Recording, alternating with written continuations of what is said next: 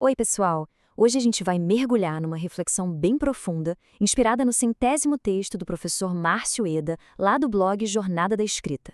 É sobre uma filosofia que a gente até conhece, mas que na correria do dia a dia acaba esquecendo, né? A sabedoria de um legado humano que é construído, olha só, com paciência e presença. Devagar e sempre. Pensem aí quantas vezes a gente já não ouviu essa frase. Parece até batido, um clichê, não é mesmo? Mas o que o autor mostra através da memória de um mentor é que essa expressão tão simples guarda uma filosofia de vida, nossa, surpreendentemente profunda e toda construída na paciência. E esse lema, ele não era só da boca pra fora, sabe? Era a própria essência de uma pessoa que já tinha passado por muita coisa na vida. E com toda essa bagagem, ele construiu uma verdadeira fortaleza mental e emocional. A presença dele, sempre calma, centrada, era algo que realmente marcava todo mundo ao redor. E aqui tá o pulo do gato. O jeito dele não era sobre ser lento por ser lento. Era sobre ter um ritmo próprio, uma cadência interna que o fazia saber o momento exato para tudo, para falar, para ouvir, para ficar em silêncio e, talvez o mais importante, para focar naquilo que realmente importava. Agora, a gente vai para uma cena que, nossa, ilustra essa filosofia de um jeito perfeito. Uma coisa do cotidiano que acontecia durante as refeições em família, mas que carregava um significado gigantesco. Tenta imaginar a cena, a família toda reunida na mesa. Em todas as refeições, sem faltar uma, ele parava um instante para elogiar a comida. Era um gesto consistente, sabe? Deliberado. Não era um elogio vazio, era um reconhecimento genuíno, uma ação cheia de propósito. E o mais incrível é ver como um gesto tão simples podia ter tantas camadas de significado. Aquele elogio era uma aula prática sobre gratidão, sabe? Uma forma de retribuir o amor de quem cozinhou. Era um exercício de estar ali, de verdade, presente, criando uma conexão real naquele momento. E essa citação, nossa, ela resume tudo de um jeito brilhante. Esse ato de se conectar, de reconhecer o outro, é tipo uma programação humana. É algo que brota da empatia, da experiência, da sensibilidade, algo que a tecnologia, com toda a sua lógica, simplesmente não tem como imitar.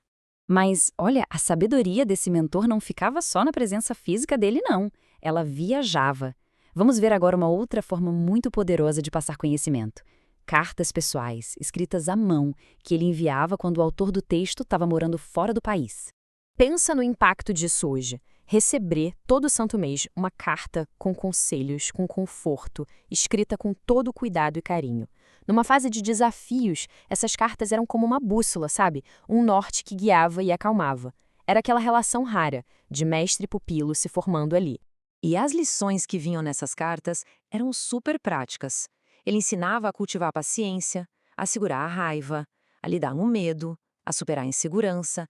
Eram conselhos de um guerreiro experiente, sabe? Forjados não na teoria de um livro, mas na batalha da vida real. E aqui está o ponto central de tudo. A sabedoria daquele mentor não vinha de estudo acadêmico. Era quase profética, porque nascia da coerência total entre o que ele viveu e o que ele aprendeu. Ele entendia os ciclos da vida, os momentos de luta e os de paz, porque ele mesmo tinha passado por todos eles. Bem, agora vamos dar um passo atrás e olhar o quadro geral. Saindo um pouco dessa história pessoal, a reflexão nos leva a uma crítica bem maior do mundo de hoje, sabe? Colocando essa sabedoria humana lado a lado com a lógica fria e super acelerada dos algoritmos. E aqui está o argumento principal. Os algoritmos são projetados para acelerar, para escalar, para produzir massa. Mas a sabedoria, bom, ela não funciona desse jeito. Não dá para fabricar sabedoria em série ou gerá-la artificialmente, porque os códigos simplesmente não são programados para capturar a essência da experiência humana. E o contraste fica muito nítido, né? De um lado, a gente tem a sabedoria humana, profunda, totalmente ligada à vida, que precisa de tempo para amadurecer e ser passada de geração em geração. E do outro lado, a lógica algorítmica, rápida, eficiente, mas superficial. Ela gera informação, gera dados, mas não um legado que permanece. Essa frase crava a diferença fundamental. As máquinas processam e empregam dados, informações, teorias, mas legado é outra coisa. Legado se constrói com vivência, com exemplo, com a transmissão de valores, coisas que são estritamente humanas. E já chegando na nossa conclusão, a ideia central é reforçada. A sabedoria de verdade é um componente humano. Ela só pode ser transmitida através da conexão, da experiência compartilhada de uma pessoa para outra. Não tem atalho. É exatamente por isso que o convívio com pessoas mais experientes é algo tão vital, tão rico. São elas que fazem a ponte entre a teoria e a prática, que transformam informação em sabedoria de verdade, através das suas próprias histórias de vida. Elas são essa ponte entre as gerações. E essa aqui é, talvez, a afirmação mais forte de toda a reflexão. É uma crítica direta a essa mentalidade moderna que descarta a experiência em nome da novidade.